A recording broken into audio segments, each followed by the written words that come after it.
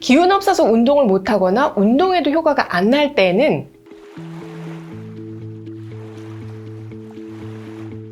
안녕하세요. 정세현 아이사 라이프 레시피 정나래입니다. 운동을 하고 나면은 몸이 땅속으로 쭉 가라앉는 것 같다고 하시는 분들이 있으세요. 운동 끝나고 집에 들어가면은 막 이렇게 누울 자리만 보이는 거죠. 이런 분들은 기운 없어서 운동이 잘 안 되거나 건강해지려고 운동을 하는데 몸이 쉽게 좋아지지 않습니다. 오늘은 왜 이런 상황이 찾아오고 어떤 음식을 먹어서 식치함으로써 운동과 시너지 효과를 낼 수 있는지 지금부터 알려드릴게요. 기운 없어서 운동 못하겠다는 말을 자주 하는 분들은 크게 두 가지가 문제가 되는 경우가 많은데요. 첫 번째는 타고나기를 우리 몸의 오장육부 중에서 위장관 기능이 약해서 영양 흡수 능력이 떨어지는 경우입니다. 음식을 섭취하면 필요한 영양소를 분해 흡수해서 통장에 저금하는 것처럼 잔고를 차곡차곡 쌓아야 하는데 영양 흡수가 약하기 때문에 항상 잔고가 부족한 거죠. 그러다 보니까 조금만 운동을 해도 금세 에너지가 고갈되고 다른 일로 에너지를 많이 쏟은 날에는 운동할 에너지가 별로 남아있질 못해요. 소고기나 콩 같은 단백질을 섭취해도 다른 사람보다 소화 시간이 훨씬 더 오래 걸리고 영양분 흡수도 잘 안 돼서 먹는 거 대비 효율이 굉장히 떨어지는 분들인데요. 살이 잘 안 찌고 운동을 해도 근육이 잘 안 생기는 경우가 많습니다. 체력과 근육이라는 것은 운동하고 잘 먹어서 회복하고 또 운동하고 먹어서 회복하고 하는 그 과정에서 길러지는 것이기 때문에 잘 먹어서 회복하는 과정이 충분히 받쳐주지 못하면은 운동이 아니라 노동이 됩니다. 그래서 이런 분들은 식단에 진짜 많은 신경을 써야 하는데요. 가장 빠르고 쉽게 소화 흡수될 수 있는 형태의 단백질을 골라서 운동 후에 섭취하시는 것이 좋아요. 어떤 게 좋은지는 이따가 같이 알려드릴게요. 두 번째 유형은 기화작용이 약한 경우입니다. 여기서 말하는 기화작용이란 영양분을 에너지 형태로 바꿔서 쓰는 인체 대사 능력을 말하는데요. 생략적으로는 우리 몸 세포 속에 있는 미토콘드리아가 그 작용을 하게 됩니다. 에너지를 생산하려면 포도당이라는 원료가 필요하고 여기에 산소를 끌어당겨서 원료를 태움으로써 ATP라는 에너지가 생산되는 것인데 글리코겐이나 지방의 형태로 저장된 원료는 충분하지만 산소를 잘 끌어다가 불을 붙이는 기능이 약한 거예요. 첫 번째 유형과는 달리 잔고는 그럭저럭 있는데 쌓아두기만 하고 투자를 한다거나 잘 활용을 하지 못하는 거죠. 그래서 겉으로 봤을 때는 살집도 있고 그닥 약해 보이지 않는데 의외로 기운이 없다 소리를 자주 하고요. 또 몸이 자꾸 처지는 것이 특징이에요.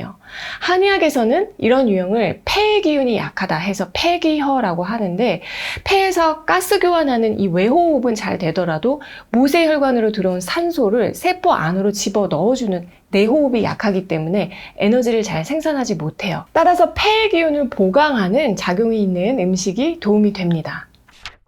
이 두 가지 기능이 약한 분들께 모두 도움이 되는 식치 음식이 있는데요. 바로 이거예요. 소화가 쉬워서 위와 장에 부담이 없고 영양분이 빠르게 흡수될 수 있으면서 폐기혈을 보호해서 기화작용을 끌어올리는 꿩엿입니다. 오해하실까봐 말씀드리면 꿩엿 광고 홍보 아니고요. 제가 일전에도 한번 소개해드리고 재차 소개해드릴 만큼 식치 효능이 좋아요. 자, 꿩엿은 제주도 전통 보양식인데요. 꿩 대신 닭이라고 할 만큼 닭보다 고단백 식품인 꿩으로 조청을 만든 거예요. 자, 안을 보면은 이렇게 생겼는데 연어 조청과 비슷한 모양이죠.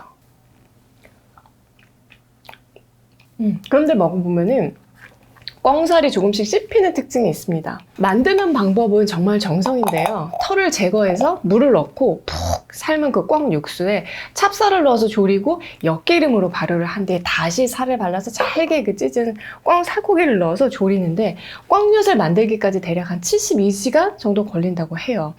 제주도는 땅이 척박해서 농사짓기가 쉽지 않고 육지와는 달리 다양한 단백질 공급원도 부족했기 때문에 집집마다 어린이 보약, 어르신 보약, 회복의 환자의 보양식으로 집집마다 이렇게 꿩엿을 구하는데 이런 게 바로 저는 식치의 정석인 것 같아요.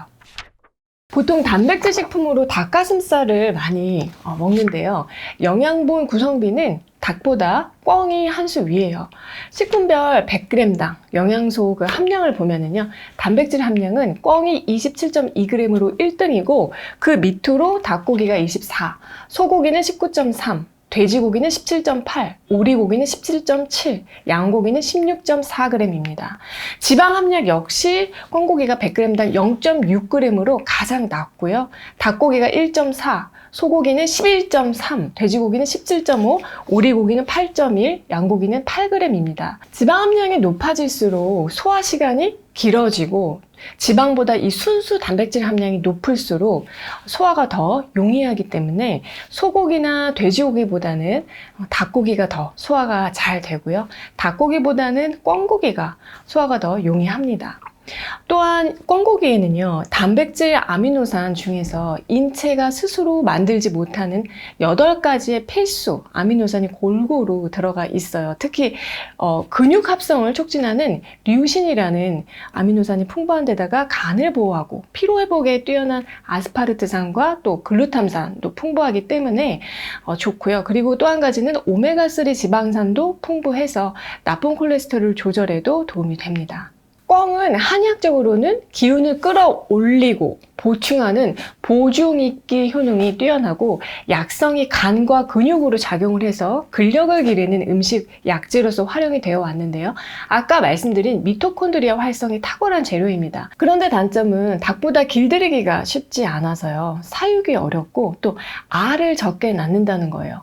그러다 보니까 기르기 쉽고 달걀까지 얻을 수 있는 닭을 사육하게 되고 꿩 대신 닭이라는 말도 이런 유래가 있는 것 같습니다.